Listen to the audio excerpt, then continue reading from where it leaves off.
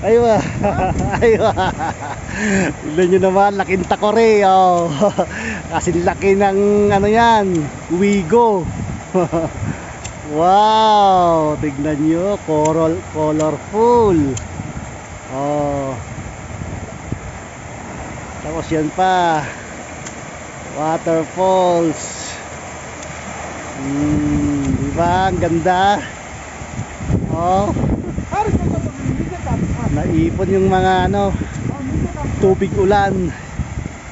May mga nagmiminti na rito, mga ibang lahi. Oh. Araw-araw ang daming tao rito. Lalo na sa hapon, pag maliwalas ang panahon. Ang dami dito.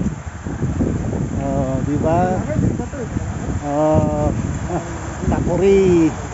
Mamili ka na dyan kung saan gusto mo dyan. Pangkapi o pangkapi. Pwedeng pwede yan.